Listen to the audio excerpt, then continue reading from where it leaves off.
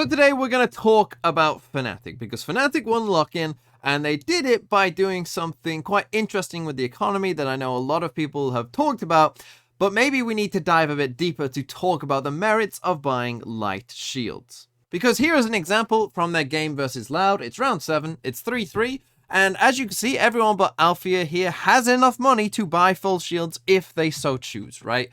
Dirk is going to go with the knives, but he could buy full shields, Chronicle could get full shields, Boast could get full shields, and Leo could get full shields because they only need 600 to upgrade from light to heavy shields. So you might be thinking, why on earth are they not going for full shields? Well, the answer to this is quite simple. It's really just weighing up the benefits of saving the credits each round versus how often do you take damage from 125 to 149 in a round. And if you determine that the money that you save is going to be more beneficial than how often you actually die due to the damage of 125 to 149, then you probably should be buying light shields. And Fnatic have determined that, yeah, we don't take damage in that range that often, so let's just go for the money-saving strategy instead. Now, Fnatic are not the first team to try this. As far as I know, NRG were the first team to try it way back last May. So, almost 10 months ago at this point, when they did it in their game against Ghost Gaming, they got destroyed in that game and didn't really try it too much from then on. And there was a lot of discussion about why they were doing it at the time. And I think people got clouded in their minds because they got destroyed in that game that, it was a bad idea. But I actually think the idea wasn't bad. They just got destroyed. And Fnatic themselves had been doing this before. They did it at the last Champions as well, where they were going for these light shields. This is an example, though, of how they have kind of improved at doing this, because here is round 10 against 100 Thieves, so there's only 2 buys after this round, right? There's only 2 more buys to go, and if we take a look at Fnatic's buy, they have a ton of money, right? Just an absolute... They are absolutely loaded with wealth here, but they still have some light shields on their team, and even if they didn't take damage last round, right, they should be, in this case, buying full shields, because there's no way that they can't buy for the rest of the game, right? There is no way these rounds could go and they couldn't buy. So this is an instance where, I think at Champs it was a little unrefined, this light shield stuff that they were doing, but when we got into lock-in, they were doing this kind of thing less, right? Where if they had enough money to buy full shields, they would buy full shields. It was only when they were kind of on that edge where they would go for light shields instead. So, is it actually a good idea or not, though? Well, what I decided to do was to go through pretty much every single gun in the game and rate it on a tier list of how likely you are to get in the damage range of 125 to 149. So you would kill someone with light shields, but not kill someone with full shields, right? Because that's basically all that matters for this. And the thing is, you can see for some guns here in the D tier, like the Vandal, the Operator, the Marshal, the Knife, it's not going to make a difference for those guns. And I will just quickly mention, this is pretty much strictly normal gunplay. We aren't including any utility damage, we aren't including any wall bangs either, because that can get a bit messy, and I'm not really even considering leg shots, because we are talking about pro play. And here are all the guns, right? So you got certain guns that barely change or nothing changes down here in the lower tiers. These B tier guns are like, you've got a Sheriff where, yeah, you could get a 145 headshot. That will happen sometimes, and that would be a kill where it wouldn't be with heavy shields. But, for the most other situations, it actually doesn't matter that much, right? Or the Phantom, you could get a 140 headshot if you're within that range, right? But again, for most other situations, it's not actually going to make that much of a difference. And those are kind of the B tier guns. The A tier guns are the ones where, you could start to see it happening, a bit more often. And then the S tier guns, we've got the Judge and the Bucky. And the S tier guns here, really, these shotguns, are the main counter, I think, to light shields. Because of the way that the shotguns work and the pellets and how, it calculates the damage and stuff like that, you often will find yourself, being on, 10 health. If you had full shields, you might be on 10 health surviving a shot from a Judge or something like that.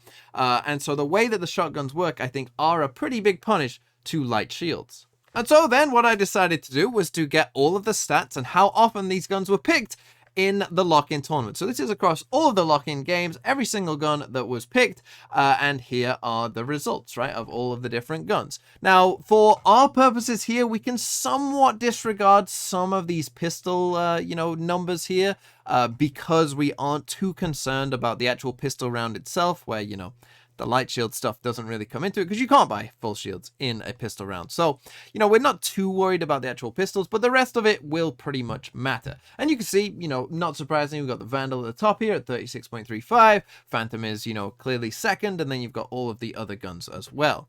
And you can see I've listed every gun here with the tier that they were in brackets, right? So how much of a difference, you know, does picking that gun, you know, make, essentially? So our Vandal, the most picked gun here by far, is obviously a D tier gun, so it doesn't make that much of a difference. And even the Phantom, right, I would put that in the B tier personally, because, you know, it does make a difference some of the time, but actually a lot of the time, you know, maybe doesn't make the biggest difference overall. And so even that, our top two guns here, you know, aren't making a ton of difference. If we take a look at our perhaps best gun against light shields, which is the Judge, it only is getting picked less than 0.5% in this tournament. Barely anyone was playing with the Judge at lock-in, and that I think is a crucial thing as well for why light shields right now are pretty good, because basically Fnatic can be pretty sure that their strategy isn't going to be countered heavily by their opponents. Their opponents just won't play optimally against them.